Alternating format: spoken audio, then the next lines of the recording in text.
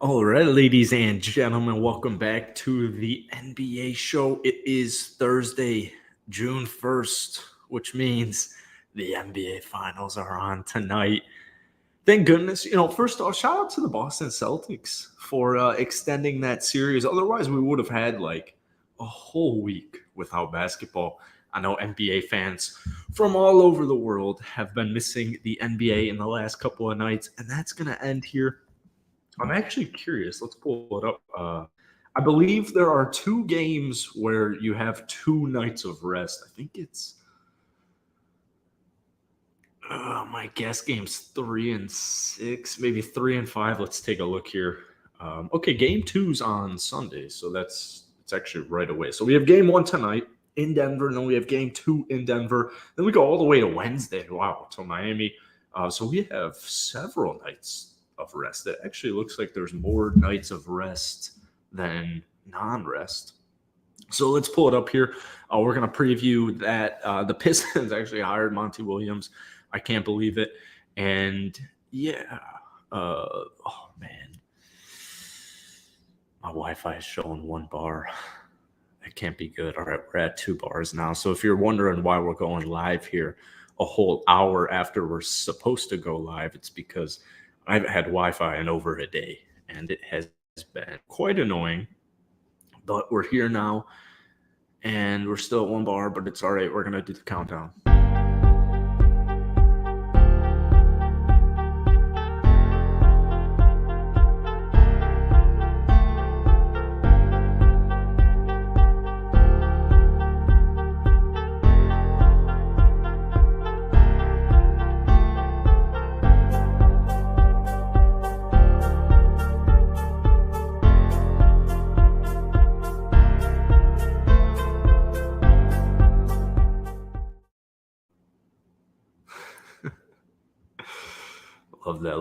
Love that little thing there. Let me know if my audio is okay, because once again, we just had some bodies join in here. I'm at 1 freaking bar. I haven't had Wi-Fi in over a day, and if I do have Wi-Fi, it's so shitty, desperately bad. And so the last 2 days, I've woken up from these texts from Xfinity saying, "Hey man, sorry, you got no Wi-Fi right now, but you'll have Wi-Fi shortly." And it's just been going on for like a day. So what's up, Chris? Hope you're doing well, man. Chris, Rocket News posts the best thumbnails available that are out there. And Chris, man, you've been carrying our thumbnails for quite some time now. So I appreciate that. I know Cyro does. Luke and Corn Fairy Babs do as well. You're here, Chris. Let me know what you're thinking about this game one tonight down below in the comment section. But the Nuggets are favored. I think we were in 3-1 agreement that the Denver Nuggets will win the NBA Finals. You know what? Nick might have jumped on board that the Miami Heat win it for me too. When you look at it on paper, man, the Denver Nuggets they're just the better team here. They're just so much better. And then we look at stars. I don't think honestly stars are as important maybe as they used to be. Obviously, stars are still very important, but role players certainly are critical. I mean, role players always have been critical. I'm thinking of Steve Kerr on my Chicago Bulls back in the MJ era. But, we look at Jokic, man, and we look at Jamal Murray, and then I look at Jimmy G buckets. The G stands for Gits, and Bam Adebayo, and I just feel better about the Denver Nuggets. There's no logic behind my Miami Heat upset here. What I will say is this. I think Mike Malone is a phenomenal head coach. I don't think Nugget fans – this was a big year for the Denver Nuggets, because if Denver had lost in like the first or the second round of the playoffs, Mike Malone probably would have been gone. Mike Malone is the third longest tenured active head coach in the NBA. I think number 2 is Eric Spoelstra, and number 1 is Greg Popovich. So we have Eric Spoelstra versus Mike Malone. It's extremely important. So what I think happens, I do think Denver wins tonight. I don't think they'll win handedly or handsomely. I think it will be a close basketball game. To be honest with you, I don't think the Miami Heat are going to play like that sexy of a game, but that's fine. They didn't play all that sexy at every point in the playoffs. Eric Spoelstra is just such a good head coach. He's such a good head coach that I have a hard time believing that they'll even get blown out in any of these games. But man, the Nuggets are a scary team. They're a very scary team, dude. You got Jokic, hey, Swaggy, what's up, dude? Yo, Swaggy, you trying to hop on? We can talk whatever. I'm just talking a little NBA Finals, but we can talk some Knicks tape. We could talk some Pelly's tape. I don't have any hosts today, it looks like, so let me know what you're thinking. I hope you're doing good, man. I haven't seen you post a vid. I don't think you posted a Swaggy vid. I just got this new phone, so I've been without YouTube for a while to save space, but I haven't seen a Swaggy outfit in way too long, so I look forward to the next one. I'm sick. Damn, dude. Hope you feel better, man. Well, at least you'll be able to watch tonight's game. Swaggy, if you want to give us some predictions, let me know down below. Dude, the Heat they've beaten the Celtics. They've beaten the Bucks. Can they beat? I think it was the Athletic NBA show. They did a whole skit on. They posted a whole clip on is if the Heat win, would it be the least surprising upset of all time? Probably not of all time. I don't think too many people would be surprised. It seems like a special season for the Miami Heat. It reminds me of the bubble year, man. And that's what's tough is that Lakers team with LeBron and AD and KCP and Kyle Kuzma, that team actually almost reminds me of the Denver Nuggets right now, where you just have all this talent. I mean, there's just so much talent on this team. Then you have a team like the Miami Heat. I think, if I'm not mistaken, I believe the Miami Heat were the 6th seed in the 2020 bubble finals against the Los Angeles Lakers. I remember thinking the same thing, because at that point, I actually was rooting for the Miami Heat in those NBA finals. I don't think I'm going to root for a team in this year. I just want good basketball. But, that was the thing. I was rooting for the Miami Heat, as a diehard Chicago Bulls fan, as an MJ supporter, and LeBron, GOAT James. Just kidding. He's GOAT number 2. If I remember that series correctly, the NBA Finals correctly that year against the Heat, it wasn't really – it never really felt like the Heat had a shot. I do remember – I think when the Lakers won the NBA Finals, this was weird because I was in college and it was still COVID. And I believe I was alone watching Game 6 of the NBA Finals. And I just remember, I think maybe my buddy Minaj was there. You guys called him on my old Will Upton streamers, call him Mr. Casual because he had some casual takes. That actually weren't even that casual. Mr. Minaj does know his hoops, and he's been on my Will Upton live streams a couple of times. But I just want a good series is the point I'm trying to get at here. I just want a good series between the Nuggets and the Heat, and I do think Eric Spoelstra and the Miami Heat will make it a good series. But at the end of the day, logically, realistically, I don't know how the Heat will win this basketball series, and I don't think it starts tonight. I think Denver Nuggets definitely get a dub tonight. What could be a difference maker for the Miami Heat is the fact that Denver could be a little bit sloppy to start it off. A lot of former NBA players I've been seeing on Twitter saying ooh, the Nuggets are going to be fresh. They are going to be fresh, but they might be just a little bit rusty. And if you have Jimmy Butler doing his thing, and if you have Bam Adebayo at least holding his ground, if Bam Adebayo tonight can at least just hold his ground against Nikola Jokic, well, if there's some rust and Jokic is at least somewhat neutralized and the Heat are making their threes, Jimmy's doing his thing, Bam's doing his thing, I mean, Gabe Vincent, don't leave him open. Max Strus, don't leave him open. If Caleb Martin can continue what he's been doing, Caleb Martin is, just an underrated guy. Last year in Game 7 in the Eastern Conference Finals against the Boston Celtics, he didn't play in Game 7. And we all know what he did in Game 7 just a couple of nights ago in 2023. So Caleb Martin's a hooper. For my college basketball fans, I went to Loyola. I went to Loyola Chicago, and in my first semester at Loyola Chicago, we made the NCAA tournament, and we beat Miami in the first round, and then we beat Tennessee in the second round. That might be flipped. No, I'm pretty sure we beat Miami, then Tennessee, and then we played Nevada.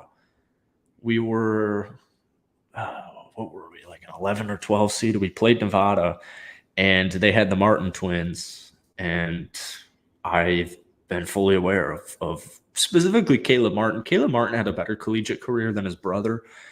Not to say Cody didn't have a solid college career, but Caleb was like that dude at Nevada, and then Cody to me was like second in line. It was a good Nevada team, and it was cool to see both of the brothers go from NC State, right, NC State to Nevada.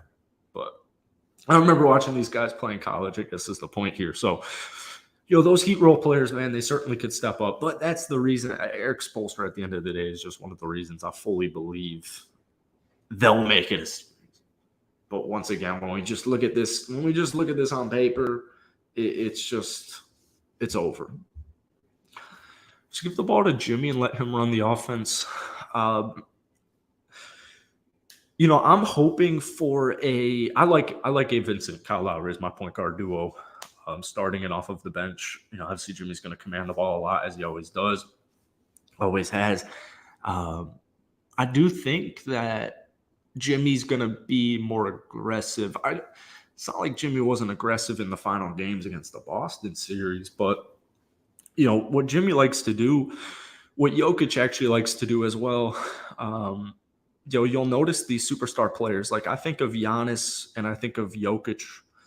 When they get into basketball games, usually, this is more regular season based, but you still see it going on in the playoffs, is what they're really trying to do is they're really trying to get their team involved.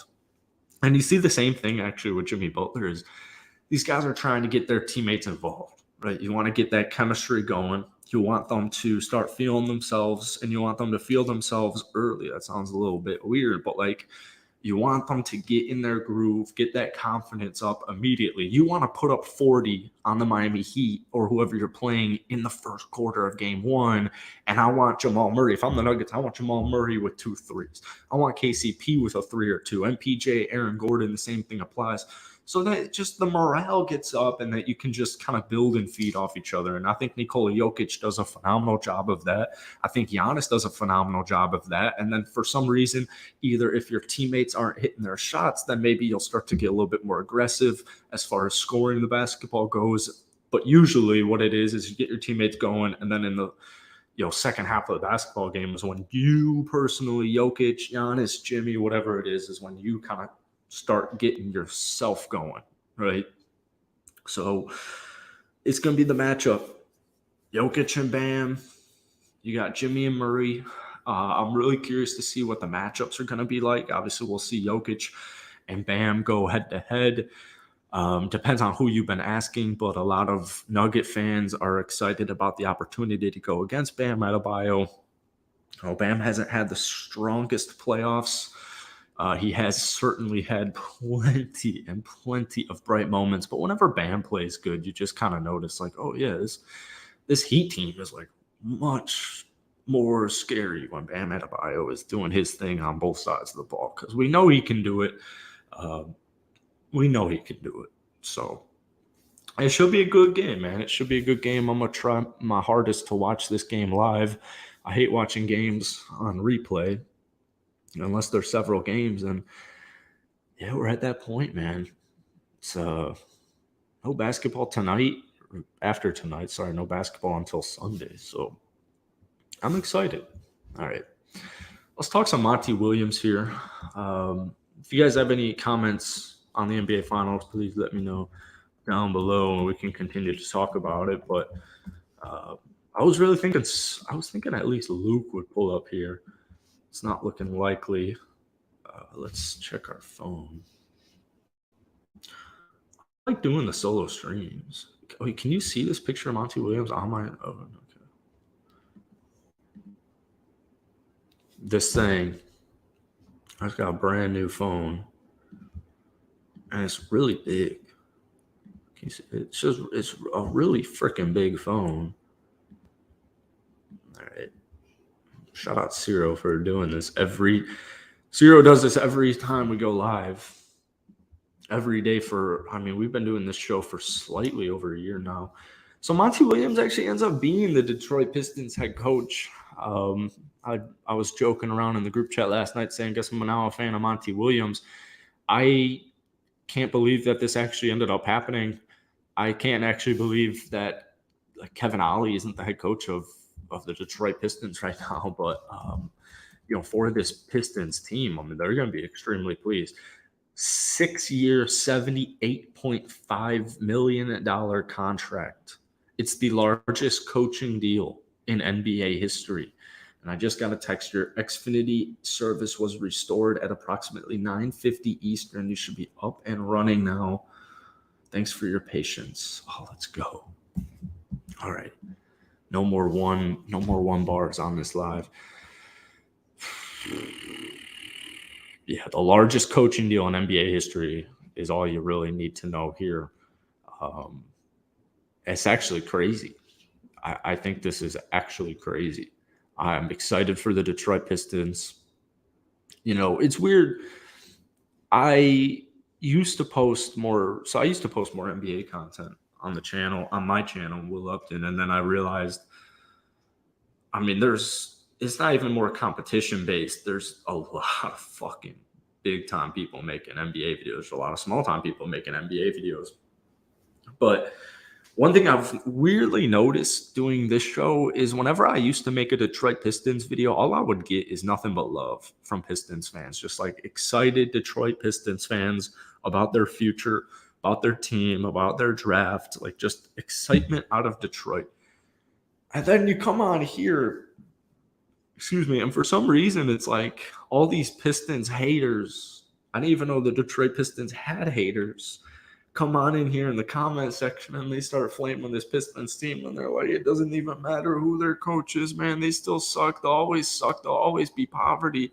I'm thinking to myself, I don't really even know how that's the case. Cade Cunningham got injured last season pretty much right away. Cade Cunningham, to me, 1 year ago, was a generational basketball talent. This dude coming out of Oklahoma State was the clear-cut consensus number one draft pick. And then obviously on draft day, we had all this, there still was some ambiguity out in the air. Was it like, for us Rocket fans having the number 2 overall pick, it was like, okay, could you conceive a world where the Detroit Pistons don't take Cade Cunningham? Maybe the Detroit Pistons will take some calls for Cade Cunningham. The issue is Troy Weaver's a smart guy. The GM of the Detroit Pistons is a very smart guy. He's going to take calls on Cade Cunningham. He's going to take calls on the number 1 pick because you're just going to take it. You just want more options. That's what that's what the Detroit Pistons are all about. And that's what a lot of these younger teams are trying to get into. We see it with my Houston Rockets, where it's like, we want flexibility. Like, we just want to be free. We don't want to have all these huge, fat, shitty contracts where it really limits our team and what we're able to do. And so the Detroit Pistons have just let themselves be kind of this loose cap space team while acquiring this young talent, while taking flyers on guys like James Wiseman and trading away pieces that you don't see fitting the future long term, like Sadiq Bey. So I look at the Detroit Pistons and I think, yeah, there are some nice pieces on this team, like, James Wiseman, Marvin Bagley, Isaiah Stewart. One of those guys will eventually emerge as like the big man in town. Jalen Duren. I think they got something special in Jalen Duren. I think that they know they have something special in Jalen Duren. But at some point, what we're going to need to see from Detroit is we're going to need to see them more solidify their roster. Like, okay, we just traded for James Wiseman. Is James Wiseman actually a part of our future? Same thing with Marvin Bagley. He's been on our team for over a year now. What do we have with Marvin Bagley? Is he more of a bench player? Is he going to be fine with being more of a bench player? Same thing with Beef Stew. Beef Stew can get you rebounds. He can get you some points. He can get you some blocks. He can do what you need in a big man. But is it Duren and Bagley? Is it Duren and Wiseman? Are we going to try that duo? The Detroit Pistons have some things that they need to figure out, and I think Monty Williams is going to get that back on track. Back on track's the wrong word. He's just going to kind of get that all figured out, in my opinion. it's a good call. I mean, you get a veteran coach on the biggest NBA contract of all time. So for coaches, so you know, Detroit's got to be feeling nothing but good right now, and you got him for what 6 years. So it's gonna be interesting to see what Detroit decides to do in the draft because I know if you're a Pistons fan, you're not necessarily pleased with where you fell in the lottery. You came in with the fifth pick. It's the fifth pick's kind of like if you're a lottery team, if you're like one of the one to probably 16, 1 to 5 worst teams in the league, and you come up with that fifth pick, I mean, you're not necessarily thrilled. Like, I'm a Rockets fan, and we got the fourth pick this year, and I'm not necessarily thrilled because it's like, well, fuck, dude. We just sucked for a whole season again, and we end with the fifth pick? What? Fourth pick? Like, whatever. All right. Oh, so what's up, Cordy? First off, Benzema going to Saudi Arabia. I actually have no idea who that is. Apparently was given a choice to join any club. Great career. Anyways, thoughts? I feel like you're talking about a soccer player, and I don't know anything about soccer. So, sorry. We'll do a quick Google search because what else are we going to do? Karim Benzema, French soccer player. Damn, he's 35. Yeah, Ronaldo's in Saudi Arabia, isn't it? It's a big thing in the golf world right now, going to Saudi and taking that. I think we're going to see. I mean, we've already started to see it on the soccer and golf scales. I worry we might start seeing it in like big time major news or big time major sports news. But yeah, I mean, personally, I don't really know. So we had the Thunder here as, let me pull this up. We had the Thunder here on the draft. I wasn't quite sure what that is, but going on Real GM here, the Thunder will try to move up from number 12. The Oklahoma City Thunder are expected by most NBA executives to trade up from number 12 in this year's draft. The Thunder have a surplus of first-round picks and shortage of roster spots. Last year, the Thunder traded 3 first-round picks to acquire the number 11 pick from the New York Knicks. So I think that's what they should do. My bad, it's soccer. Yeah, I don't know too much about soccer, except that USA isn't very good in World Cup situations. So yeah, I mean, this isn't, I'm sure, shocking news to most. The Thunder had a good season. They were in the play-in for a lot of the end of the season. They didn't make the play-in, but it's okay.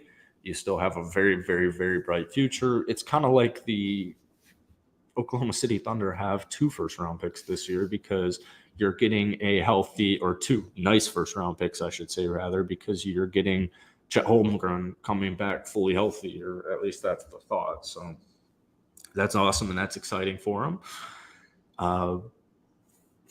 Yeah, trade up from 11, man. They certainly have the assets. They certainly have the capital. So yeah, I mean, you do you, OKC.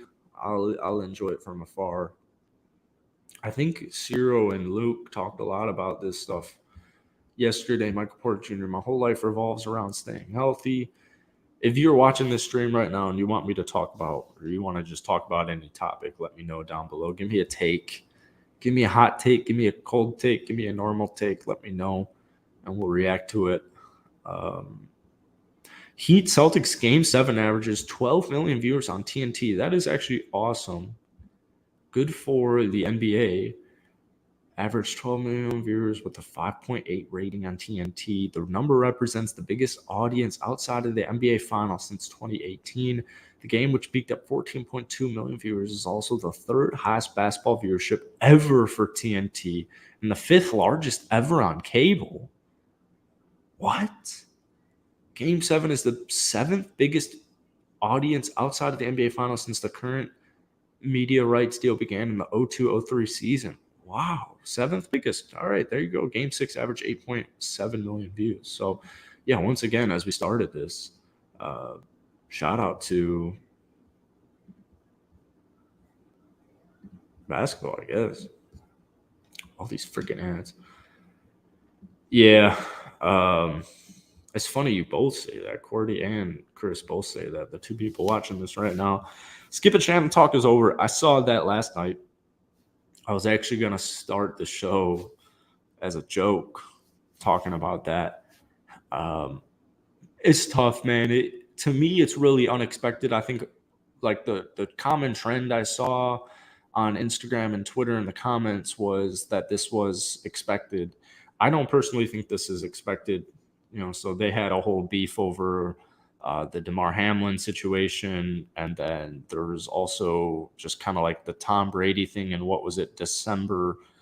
Skip was kind of going at Shannon's professional career, saying Tom Brady will be better than you forever, or something like that. It was something stupid. Skip Bayless will be just fine. Shannon Sharp will be just fine. I hope Shannon Sharp doesn't go to ESPN, but Skip Bayless, they'll be totally fine. They'll bring somebody in. I think personally they should bump Nick Wright up, but I don't know viewership wise if that'll do as good as Skip and Shannon, because I like Nick Wright, but he's not as big of a name as Hall of Famer Shannon Sharp. So we'll see what happens. But Shannon Sharp's podcast club Shay has been breaking off. It's actually just been booming. Shannon Sharp's professional career has been booming in the last year or two specifically. So good for him. It really sucks. Yeah, it actually does suck. I'm not too pleased with that. All right, we got a take here from Cordy. Jokic will end. Let's get rid of this screen here. Doesn't seem like we have any news going on today. Jokic will end second greatest offensive player of all time, behind Steph and ahead of MJ, LeBron, and Magic. That's a take, man. Let's look up Nikola Jokic's career statistics. I don't think it's that crazy. It sounds kind of crazy to say it, actually, but statistically,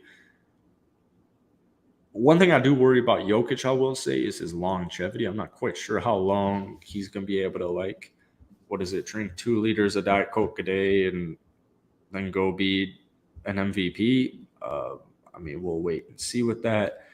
I think personally, him being the second greatest offensive player of all time, I don't think that will ever be able to be quantified by statistics. The sneakiest thing about Nikola Jokic is his reliability. The lowest amount of games played Jokic has ever played in his 8-year NBA career. Didn't he just turn 28? Anyways, he was 27 when the year started. In his 8-year NBA career, the lowest amount of games he's played was this year, and it was 69. He only missed 13 games this season. I actually don't even remember Nikola Jokic missing 13 games this season, but I guess he did. It's just going to be tough, man. Career-wise, Jokic is only averaging 20.2. Still a very impressive feat, but if we're talking about getting past MJ, LeBron, and Magic, maybe Magic, but Kobe and MJ are going to be, you went LeBron. He will never beat LeBron because LeBron's the highest scorer in NBA history. I don't think that'll happen, but I can see what you're saying. When it's all said and done, Jokic will be, as far as big men go, one of the best offensive big men ever of all time, 100%. And if he gets a ring, that'll only solidify it. This year, he does a great job in the playoffs. This year, he's averaging 30 points, 13 rebounds, 10 assists, a steal, a block. He's shooting 48% from downtown, 54% from the field. He's feasting. It just feels so obvious that the Denver Nuggets are going to win this series. It just feels so obvious. But we'll wait and see, man. We'll wait and see. I will say this. If the Miami Heat win tonight's basketball game, I wouldn't feel bad if I was a Heat or if I was a Nuggets fan, but I wouldn't feel ideal. Jokic is in better shape than Luka. They're both in real dog shit shape. Jokic efficiency but I guess it's not even bad shape because they're both still playing 40 minutes a night whenever they need to. So I guess it's not bad shape. Jokic efficiency and decision-making and passing to create the easiest buckets for others is too good. Yeah, man, he's scary efficient. He's got great hand-eye coordination. He makes his decisions fast. The game the game just seems so slow for Nikola Jokic, and he's able to feast over people who aren't quite as skilled. So yeah, I mean that's really it for today. Unless anybody's got anything they want me to touch on, um, we kind of took. I mean, I know Ciro and Luke went live yesterday, but last 2 days kind of been more of rest days with the NBA Finals coming up here. I'm personally so glad the NBA Finals are coming up. This has been the longest NBA season covering it I've ever had, 100%. I think Ciro and I made this show last year in game 6 or 7 of the conference finals. And so, yeah, we're a little bit over a year, but man, that like first round of the playoffs, you'd have 4 games. You'd have 4 games on Saturday and Sunday. You'd have like 3 games on Friday night, then you'd have 4 games all day Saturday, and then you'd have 4 games all day Sunday. And it's like, if you have any type of plan to do, you're effed because those games are starting from 12. They're ending at 12 the same night. It's just all afternoon. And it's just so much fucking basketball. And yeah, you gotta like sit down. If you had a busy weekend, you gotta sit down on Sunday and watch like 6 games. And then you have 4 more games to watch from that day. You got to really be on it. If you missed one day in the first 2 rounds of the playoffs, man, you were kind of screwed. So yeah, this is that point. It always happens. Uh, Thankfully, we got blessed with a good Celtics Heat end, but I feel like that's usually how most sports playoffs goes by the end of the series, or so by the end of like the initial series, you're kind of just used, or you're kind of just ready for it. Whatever finals it is, you're just ready for it to get to that final stage because most people will watch the NBA finals opposed to just a random round of the NBA playoffs unless it's their favorite team. So it's going to be awesome. Appreciate you, Cordy and Chris, for tuning into today's show, keeping that chat bumping. And yeah, that's it for me today. We'll be back here live tomorrow, most likely at 9 a.m. At 9 a.m. Eastern Standard Time, 8 a.m. Central Standard Time. And we will be reacting to tonight's game, which I still am having a hard time believing is actually tonight because it feels like it's been forever when it's really just been a couple of days. It's been like 2 nights. But that's it. Appreciate y'all, and we'll see you guys tomorrow.